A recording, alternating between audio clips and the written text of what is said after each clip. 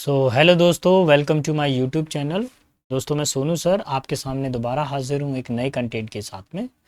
दोस्तों, मैंने आपसे प्रॉमिस किया था कि मैं सीजीएल 2025 के लिए एक टारगेट बैच लेकर आऊँगा और इस बैच को और इस प्रॉमिस को पूरा करने के लिए मैं आपके लिए रोज़ाना रात को 9 बजे एक वीडियो अपलोड करता हूँ जो आपके बिल्कुल एग्ज़ाम ओरिएंटेड होता है, बिल्कुल रियल एग्ज़ाम पैटर्न पर होता है।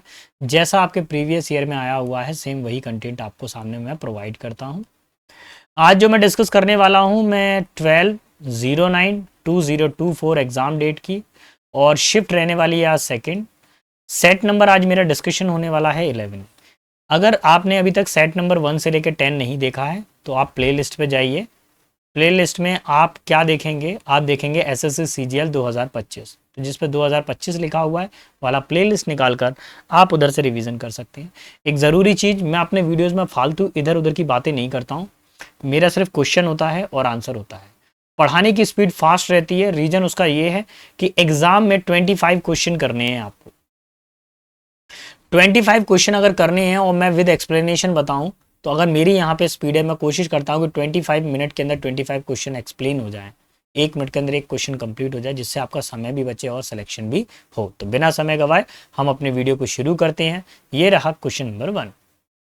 Select the most appropriate option, fill in the blank. भैया एक मोस्ट अप्रोप्रिएट ऑप्शन सेलेक्ट करना है जो फिल इन द ब्लैंक में आ जाए। अच्छा, हेड के बाद में क्या आती है? वर्ब की थर्ड फॉर्म आती है। ये तो आईएनजी है, कैंसिल करो फर्स्ट वाला। क्लिप्स को भी कैंसिल करिए।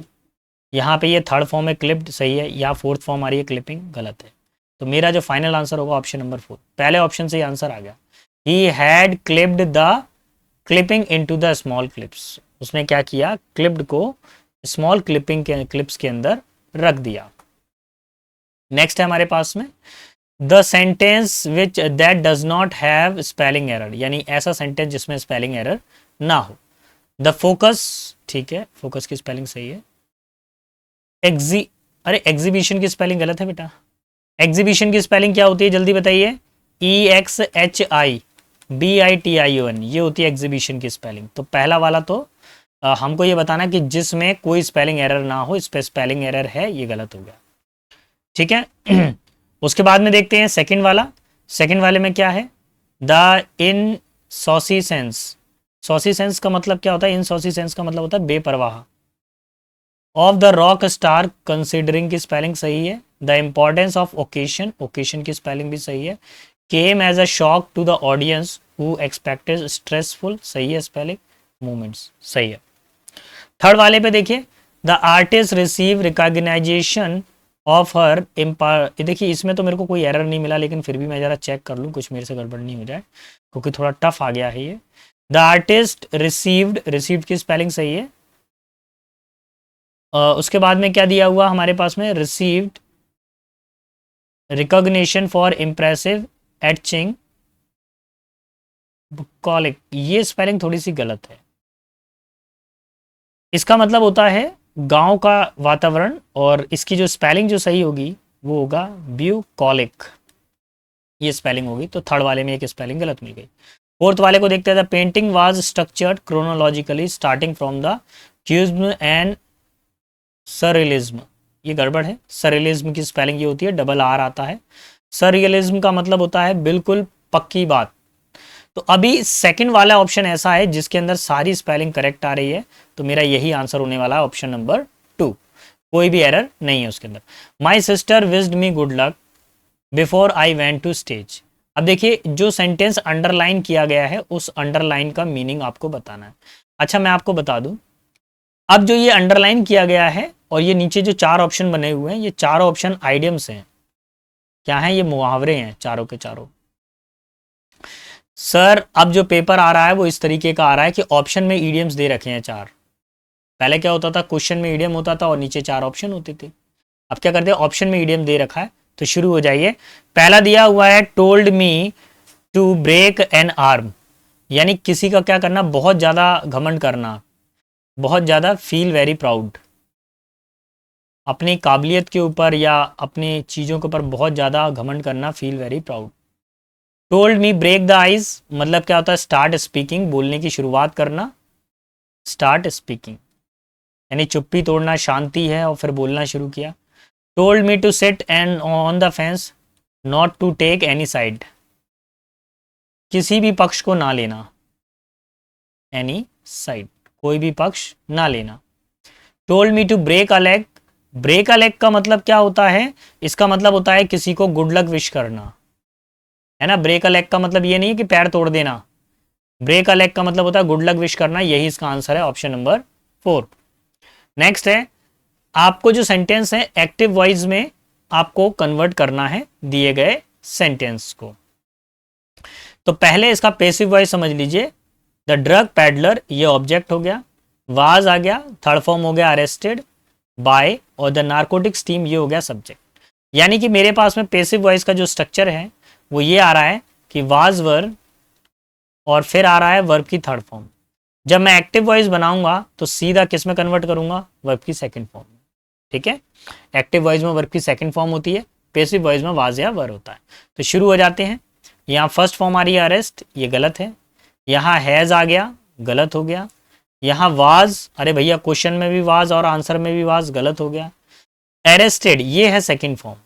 तो मेरा जो फाइनल आंसर होने वाला है ऑप्शन नंबर 4। मैं आपको एक चीज़ बता दूं, एसएससी सीजीएल ने जो सबसे ज़्यादा एक्टिव पैसिव वॉइस पूछा है वो पास्ट इंडेफिनिट टेंस वाला पूछा है। आप इस फॉर्मूले को स्टार कर लीजिए, आप ये वाला ज़्यादातर पूछा गया, क्योंकि मैंने इसमें कैलकुलेशन सेट की, मेरे को पता चला कि इसमें जो सबसे ज़्यादा पूछा गया वो आपकी सेकंड फॉर्म वाला पूछा गया। अब देखिए, पहले आता था जंबल सेंटेंसेस, तो अब भी है, लेकिन अब क्या कर दिया है, बहुत इजी सा पैटर्न दे दिया है आपको। पहले सेंटेंसेस बनकर आते थे बड़े बड़े, अब एक कंप्लीट सेंटेंस है उसको तोड़कर दे दिया है। तो आपको एक चीज मालूम है, इसको जब भी सॉल्व करें तो विद ऑप्शन ही सॉल्व करने की कोशिश करें, जिससे आपको एक आइडिया लग जाए। ए से सेंटेंस शुरू हो रहा है, कंफर्म हो गया। ए में क्या है, आई, ठीक है।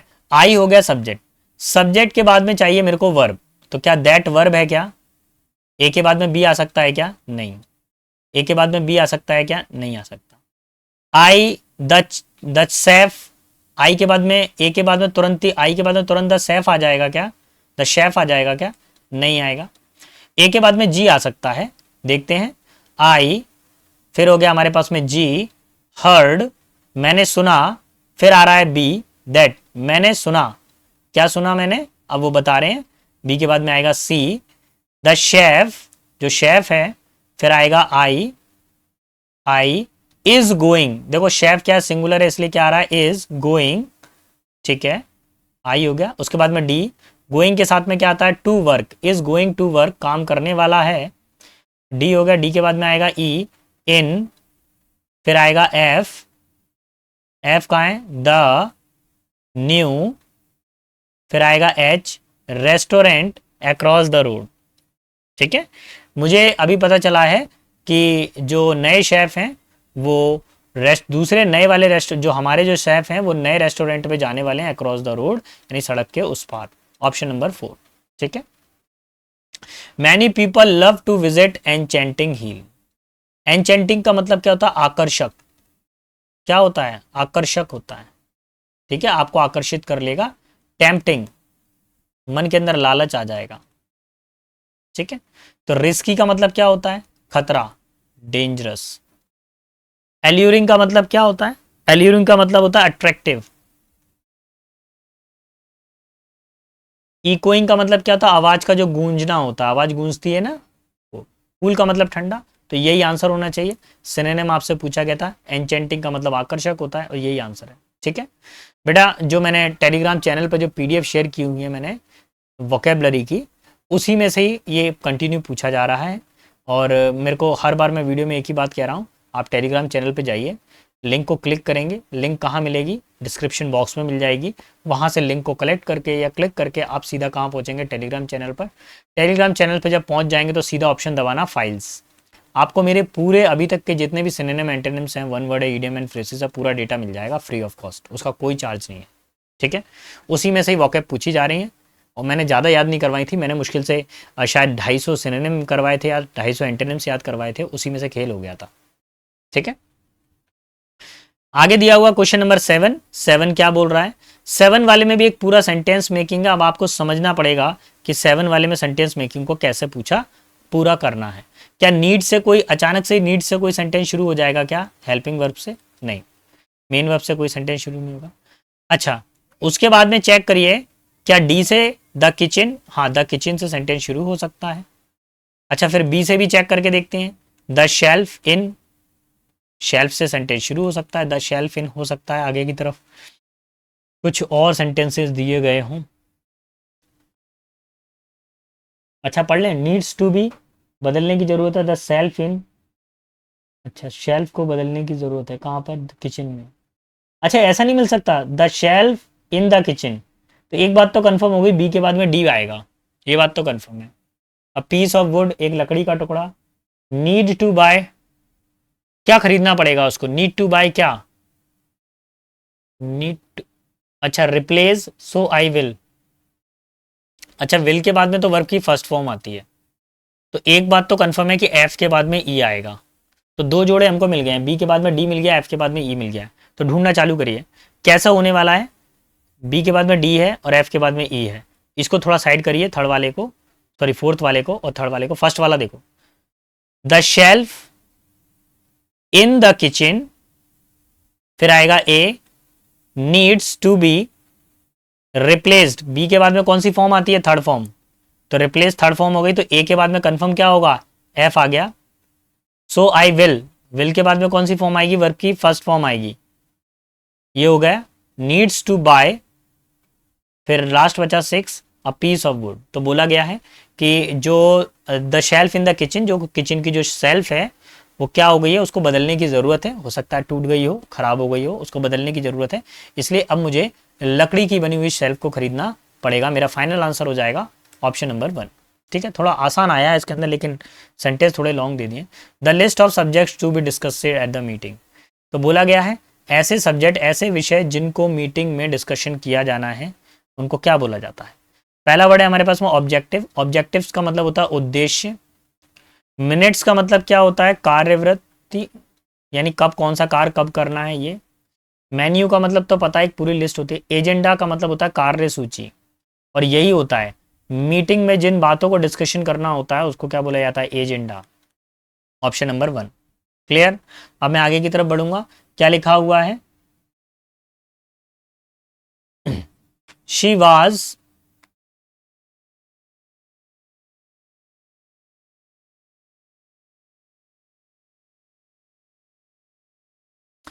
अरे कहाँ चला गया, she has witty remark about everything, antonym बताना है। विटी का मतलब क्या होता है, ऐसा व्यक्ति जो क्या करता हो, हमेशा मजाक करता रहता हो, मजाकिया, ठीक है, कॉमेडियन टाइप का, कॉमेडियन, ठीक है। अब इसका एंटोनिम आपको बताना है कॉमेडियन का। सॉरी का मतलब तो माफी मांगना, ठीक है। अच्छा, वोफुल का मतलब क्या होता है, काफी ज्यादा दुखद हो, सैड हो। अनएम्यूजिंग का मतलब क्या होता है, जो मजाकिया ना हो, काफी सीरियस हो। और विम्सिकल का मतलब क्या होता है, सनकी, है ना, जो क्या हो, लुनेटिक हो, पागल हो, लुनेटिक, सनकी हो। तो हमारा जो आंसर लगना चाहिए ऑप्शन नंबर 2 होना चाहिए, अनएम्यूजिंग। क्लियर बेटा, आ रहा है समझ में? अगर आपको नहीं आ रहा हो तो प्लीज़ मुझे बताइएगा, मैं इसके अंदर और भी करेक्शंस करूँगा, है ना। अगर आपको कोई डाउट है तो एक बार वीडियो को दोबारा से रिकैप करके देखिएगा। और मैं आपको एक चीज़ बता दूँ, अगर आप मेरी स्पीड को मैच नहीं कर पा रहे हैं ना, तो वहाँ एग्ज़ाम क्रैक करना बड़ा मुश्किल हो जाएगा बेटा आपके लिए। मैं जानबूझ के फास्ट पढ़ाता हूँ क्योंकि मुझे मालूम है कि एग्ज़ाम का रियल एक्सपीरियंस कैसा है, मैंने दिया है, मुझे हाथ लगे हैं तरीके से एसएससी डिपार्टमेंट के अंदर। मेरे मुंह तक आते आते रोटी कई बार छूट गई है, यानी सफलता मिलते मिलते कहीं डॉक्यूमेंट्स में से लौट आए, कहीं मेरिट में से लौट आए, लेकिन जब तक तोड़ेंगे नहीं तब तक छोड़ेंगे नहीं, जब तक सफल नहीं हो जाएंगे तब तक पीछा छोड़ेंगे नहीं। एंटोनिम आपको बताना है। पैरालाइज का मतलब क्या हो जाता है, जब बॉडी मूविंग कंडीशन में ना हो, नो मूवमेंट, है ना, पैरालाइज हो गए, नो मूवमेंट, कोई कंडीशन में मूवमेंट की कंडीशन में नहीं है। अच्छा, डेमियर का मतलब क्या होता है, जो काफी ज्यादा संकोच करता हो, शाइप हो। हेल्दी का मतलब जो स्वस्थ है। स्टिफल का मतलब क्या होता है, जो काफी ज्यादा सफोकेशन हो, घुटन घुटन हो रही हो, जिसमें सफोकेशन हो रही हो, मतलब चारों तरफ से दरवाजा बंद है और अंदर सांस लेने में तकलीफ हो रही हो, तो घुटन भरा। सल्ट्री का मतलब क्या होता है, उमस भरा, है ना, उमस हो रही है काफी ज्यादा। अभी क्या करना है, जिसमें कोई मूवमेंट नहीं हो रही हो, जो एक जगह पे पड़ा हुआ हो, उसका अपोजिट क्या हो जाएगा, हेल्दी। हेल्दी का मतलब क्या हो गया, जो मूवमेंट कर रहा हो, चलता फिरता हो, एजाइल हो, देखिए, Mister Arun will pay dear for financial mistake. Dear, अच्छा उनको पे डियर फॉर फाइनेंशियल मिस्टेक, क्या हो सकता है सोनू इसके अंदर आंसर? अच्छा मेरे को एक चीज बताइए, मिस्टर अरुण ठीक है, विल आ रहा है, पे कौन सी फॉर्म है? वर्ब की फर्स्ट फॉर्म है। डियर क्या है? एडजेक्टिव है। अच्छा, वर्ब को क्वालिफाई करने के लिए कौन से वर्ड का यूज किया जाता है? एडवर्ब का। तो डियर नहीं, क्या हो जाएगा? डियरली। इधर पे एडवर्ब आएगा। उन्होंने फाइनेंशियल मिस्टेक की है, इसलिए उनको बहुत भारी भरकम भरपाई का सामना करना पड़ेगा। So option number 4। क्लियर? यही हमारा फाइनल आंसर होगा। और मैं आपको एक चीज बता दूं, एडवर्ब चैप्टर में से लगभग हर सेट के अंदर पूछा गया है। तो आप एडवर्ब चैप्टर को कंप्लीट करिए और एक एडजेक्टिव चैप्टर को, इन दो में से सबसे ज्यादा ये लोग पूछ रहे हैं आपसे। आगे देखेंगे, listening to the same lecture, synonym बताना है। Listening to the same lecture everybody appeared very dash to him. Boring, boring का मतलब क्या होता है? काफी ज्यादा नीरस महसूस करना, बोर जैसा फील करना। अच्छा, नर्वस का मतलब क्या होता है? Lack of confidence, lack of confidence. Monolithic का मतलब होता है एक ही पत्थर से बना हुआ, वन स्टोन, एक पत्थर से बना हुआ। फ्यूरियस का मतलब क्या होता है? कोई ज्यादा, काफी ज्यादा गुस्सा हो जाए, एंगर हो जाए, तेज हो जाए, सो एंगर। मोनोटोनस का मतलब क्या होता है? नो इंटरेस्ट, जिसमें क्या हो? इंटरेस्ट ना हो, नो इंटरेस्ट। यही फाइनल आंसर होगा, ऑप्शन नंबर 1। मोनोटोनस मतलब बोरिंग महसूस करना। देखिए क्वेश्चन नंबर 19 पर आते हैं। We have postpone this movie outing, हमने बाहर मूवी देखना पोस्टपोन कर दिया, टू मैनी टाइम्स, कई बार। So we are going tomorrow, इसलिए हम क्या कह रहे हैं? कल जाएंगे। And come dash or shine. अच्छा, ये कहावत है, चाहे कुछ भी हो जाए, चाहे बारिश हो, चाहे धूप निकले, चाहे कुछ भी हो जाए। कम रेन और शाई का मतलब क्या होता है? चाहे कुछ भी हो जाए, आंधी आए, तूफान आए, हम तो मूवी देखने जाएंगे। तो बेटा ये कहावत है। ये मैं आपको एक चीज बता दूं, अब जो वॉकेब का पैटर्न है वो सबसे ज्यादा ईडीएम वाली लिस्ट में से ही पूछ रहे हैं। आप मेरे चैनल पे जाके चेक करेंगे, मैंने 200 इंपॉर्टेंट ईडीएम एंड फ्रेसेस कराए हैं। और सुनने में थोड़ा सा ऐसा लगेगा, उस सीरीज में से, उस 200 वाले में से हर हर एक दो पेपर सेट के अंदर को देखने को मिल रहा है, हर शिफ्ट में। यानी कि जैसे मॉर्निंग शिफ्ट में एक क्वेश्चन आ गया वहां पर, फिर देन उसी दिन हो सकता है इवनिंग वाली शिफ्ट में या आफ्टरनून शिफ्ट में। गारंटेड तीनों शिफ्टों में से किसी ना किसी शिफ्ट के अंदर उस सीरीज में से या उस प्ले लिस्ट में से आ ही रहा है। टेलीग्राम चैनल पे जाके देखेंगे आप, प्ले लिस्ट पड़ा हुआ है, उसको देख लीजिए बेटा, एक प्रॉपर डिटेल में किया हुआ है उसको, वहां से आपको समझ में आ जाएगा कि कैसे कैसे क्वेश्चन आ रहे हैं। चले भैया, बहुत सिंपल आ गया, ये तो बहुत सिंपल आ गया। सबसे पहले क्या आएगा? सब्जेक्ट आएगा, तो वी हो गया सब्जेक्ट। सब्जेक्ट के बाद में क्या चाहिए? वर्ब, तो क्यू के बाद में ओ होना चाहिए। तो ढूंढो भैया क्यू के बाद में ओ कहाँ है? पहले वाले में है, यही आंसर हो गया। अब पढ़ के बता दें, वी वेंट, वेंट के साथ में क्या लगेगा? TO2। वी वेंट टू, कहाँ गए थे हम लोग? Park, yesterday. ठीक है, इतना फ्री हिट बच्चों वाला क्वेश्चन दे दिया भैया। ये क्या कर रहे हैं? मेरे को तो नहीं लग रहा कि ये SSC वालों का पेपर है, मुझे तो लग रहा है कोई 9-10 का पेपर उठा के दे दिया बच्चों को, है ना। इतना फ्री हिट क्वेश्चन था। ये चाहते हैं कि आपका सिलेक्शन हो, है ना। ये मत सोचिए कि SSC CGL चाहता नहीं है कि आपका सिलेक्शन हो। अरे ये तो हमारे दोस्त हैं, ये तो चाहते ही हमारा सिलेक्शन हो, खासकर इस शिफ्ट में तो। और पेपर आसान हो जाता तो लिस्ट हाई चली जाती है, क्या करें। अच्छा, सिनोनिम्स का मतलब क्या होता है बताइए? सिनोनिम मतलब समानार्थी। रिपल्स का मतलब क्या होता है? किसी चीज को लौट कर आना, रिफ्लेक्स होना। रिपल्स का मतलब क्या होता है? किसी चीज का लौट कर आना, यानी रिफ्लेक्स होना किसी चीज का। तो अब आपको यहां पर इसका आंसर चेक करना है। सब्स्टिट्यूट, अगर कोई है नहीं है, किसी की जगह पर अगर कोई काम करता है तो सब्स्टिट्यूट कहते हैं उसको, ठीक है। रिकवर का मतलब क्या होता है? किसी चीज का रिकवर होना, सुधार होना किसी चीज में। रिस्टोर भी कह सकते हैं, रिस्टोर, ठीक है। अच्छा, रिप्रूव का मतलब क्या होता है? किसी को डांटना या फटकारना, चाइल्ड कह सकते हैं आप किसी को डांटने के लिए, ठीक है। और टेक वंस टू टास्क, एक ये भी याद कर लीजिए, डांटने के लिए एक फ्रेज होता है, टेक वंस टू टास्क, ठीक है। ईडीएम एंड फ्रेसेस वॉकेब आ रही है तो ये ज़्यादा आने की संभावना। रेपेल का मतलब क्या होता है? किसी के अगेंस्ट होना, किसी को क्या करना? खिलाफत करना किसी की। तो रिपल्स का मतलब भी क्या होता है? किसी की खिलाफत करना। और रिपेल का मतलब भी होता है किसी की खिलाफत करना। तो यही आंसर है option number 4। Next question number 16 पे आते हैं और इनकरेक्ट स्पेलिंग देखनी है। बस आपको क्या देखना है, इनकरेक्ट स्पेलिंग। तो क्वेश्चन पे ध्यान मत दो, ऑप्शन पे ध्यान दो। कॉन्फिडेंट की स्पेलिंग सही है, डिजास्टर की स्पेलिंग सही है, ट्रायल की स्पेलिंग सही है, सेटबैक्स की स्पेलिंग गलत है, सेट BACKS होता है सेटबैक्स। तो यही फाइनल आंसर है, ऑप्शन नंबर 1। अच्छा, सेटबैक्स का मतलब क्या होता है? हर्डल्स, रुकावटें। ट्रायल्स का मतलब क्या होता है? टेस्ट। डिजास्टर का मतलब क्या होता है? प्राकृतिक आपदा आ गई हो, कैलामिटी। ठीक है। कॉन्फिडेंट का मतलब क्या होता है? किसी के अंदर कॉन्फिडेंट हो, उत्साहित हो, एनकरेज हो, है ना। करेजियस भी कह सकते हैं, बहादुर है वो, करेजियस है। चलो बढ़ते हैं आगे की तरफ। क्वेश्चन नंबर 17 पर 17 क्या बोल रहा है? 5 years लेटर, 5 साल बाद, I was eating the same dish as the same restaurant. 5 साल बाद मैं वही डिश खा रहा हूँ, सेम डिश खा रहा हूँ और वही सेम रेस्टोरेंट में खा रहा हूँ। ऑप्शन नंबर 2, खा रहा हूँ। ठीक है, 5 साल बाद खा रहा, तो ये एक लैंग्वेज वाला पैटर्न आ गया। चलिए क्वेश्चन नंबर 18 पर आइए। 18 में क्या बताना है आपको? पैसिव वॉइस बताना है। तो पहले तो पहचानिए स्ट्रक्चर कैसा दिया गया है। एक्टिव वॉइस में है, पहले सब्जेक्ट है, फिर वर्ब आ रहा है, वर्ब की फोर्थ फॉर्म आ रही है, ये ऑब्जेक्ट हो गया। इतना जो मैटर बचा है इसको अदर वर्ड कहेंगे। अब यहाँ पे फॉर्मूला आप बहुत ध्यान से देखिए।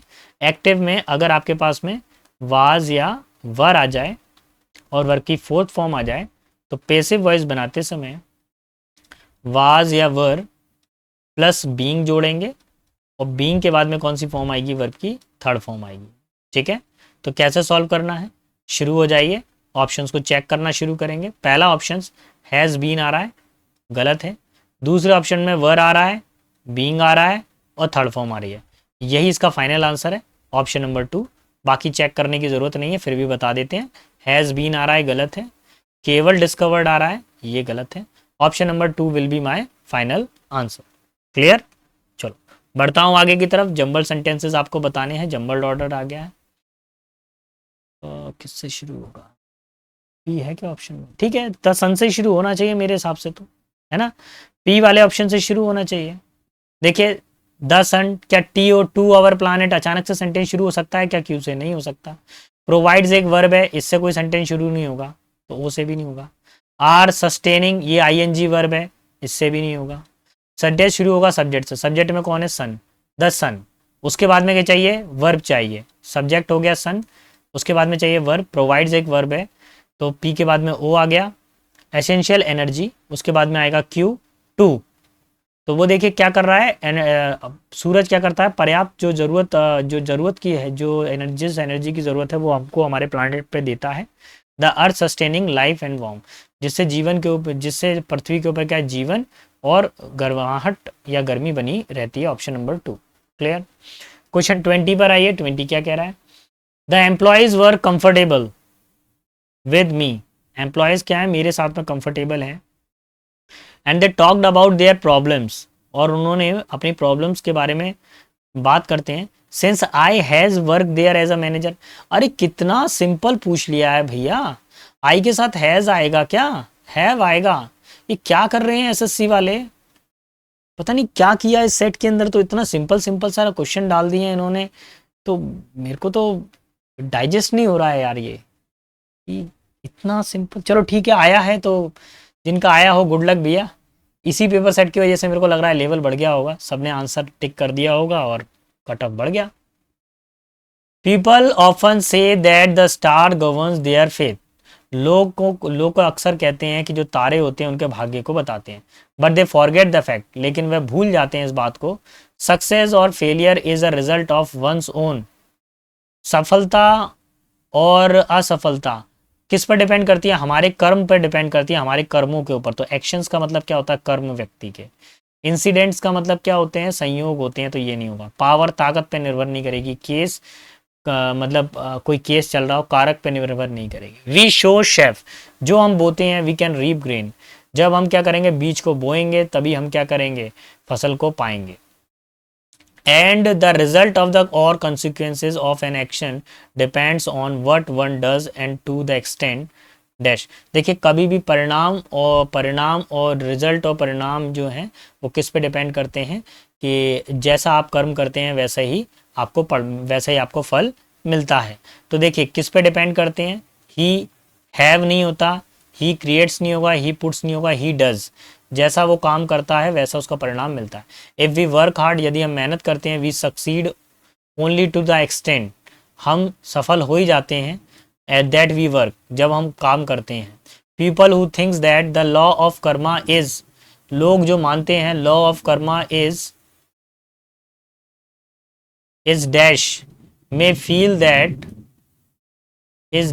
may feel that if one is destined to get something, he will always get whether it strives or for it or not। देखिए लोग कहते हैं कि कर्मा का एक नियम है कि जो अगर जिसके भाग्य में जो लिखा हुआ उसको वही मिलेगा, चाहे वे करे ना करे। लेकिन कर्म का एक भाग्य ऐसा है कि आप, कर्म का एक ऐसा विधान है कि अगर आप करोगे तभी आपको पता चलेगा। यानी सुप्रीम है कर्मा। क्या है, हमारे कर्म क्या हैं, सर्वोच्च होते हैं। अगर हमारे कर्म अच्छे होते हैं तो लोग हमसे मिलते हैं, बातें करते हैं, जानते हैं, समझते हैं। ठीक है, बट एक्सपीरियंस टेल्स अस, लेकिन आपको एक्सपीरियंस, अनुभव बताता है that reward and punishments are the direct result of our action, कि रिवार्ड, सम्मान मिलना, पनिशमेंट मिलना, ये हमारे एक्शंस, कार्यों के क्या होते हैं, डायरेक्ट परिणाम होते हैं। Honesty and hard work never go unrewarded, ईमानदारी और मेहनत कभी भी बिना सम्मान के या बिना रिवार्ड के कभी भी बचती नहीं है। And our evil deeds never go, और हमारे जो बुरे कर्म होते हैं वो कभी भी क्या नहीं करते हैं, हमारा पीछा नहीं छोड़ते हैं। तो ईवल डीड्स जो होते हैं वो हॉरिबली नहीं, यानी भयानक रूप से नहीं, फेयरनेस ईमानदारी से, बैडली बुराई से नहीं, डिसऑनेस्टी। ठीक है, अगर आप बेईमानी करेंगे तो बुराई आपका कभी पीछा नहीं छोड़ेगी, आप ईमानदारी से चलेंगे तो बुराई आपसे 10 फुट दूर चलेगी। ईमानदार आदमी का एक सिस्टम ये होता है कि वो केवल अपने काम पर फोकस करता है, ना कि लोगों की बुराइयों पर, लोगों की आलोचना करने में। वो सिर्फ अपने काम से काम रखता है। और ऐसा जो शांत व्यक्ति होता है वो अपनी मंजिल को ज़रूर पा जाता है। थोड़ा सा समय ज़रूर लगता है लेकिन सफलता मिलती है। और चीटिंग करके जो सफलता आपको मिलेगी ना, वो हो सकता है शॉर्ट टर्म हो, कुछ समय तक काम करेगी, लेकिन लॉन्ग टर्म में आप हार जाओगे, है ना। In fact even the law of karma in its proper sense means that the fruit we get decided by, अच्छा इसमें नेवर, मैंने कुछ गड़बड़ कर दिया यार, कुछ गड़बड़ किया मैंने यहाँ पर। Honesty and hard work never go unrewarded. और फिर क्या बोला गया, डिसऑनेस्टी, बेईमानी, मैं अपने शब्दों को वापस लूंगा, यहाँ पे कुछ मिस हो गया था मेरे। बेईमानी और बुरे कर्म ये कभी भी पीछा नहीं छोड़ते हैं किसी का। तभी मैं सोचूं सेंस क्यों नहीं बन रहा।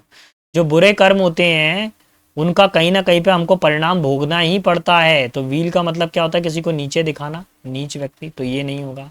बर्बाद करना, वेस्ट, अनपनिश्ड, जब तक आपके कर्मों का फल आपको नहीं मिल जाता तब तक आप बचेंगे नहीं। तो कुल मिला के ये होता है कि आपके कर्म ही डिसाइड करते हैं। पास्ट टेंस में जो कर्म किए होते हैं वो आपके फ्यूचर और प्रेजेंट को बनाते हैं। तो आज के सेशन में बेटा इतना ही है। एक बात ध्यान रखिए, रोजाना रात को 9 बजे हम आपको मिलते हैं। कल मैं एक नए पेपर सेट के सामने आपके सामने दोबारा हाजिर होऊंगा। तब तक सारे बच्चों को best of luck, best of luck, best of luck. अच्छे से तैयारी करें, अच्छे से तैयारी करें, अच्छे से तैयारी करें। सिलेक्शन लाएं, सिलेक्शन लाएं, सिलेक्शन लाएं। चलिए।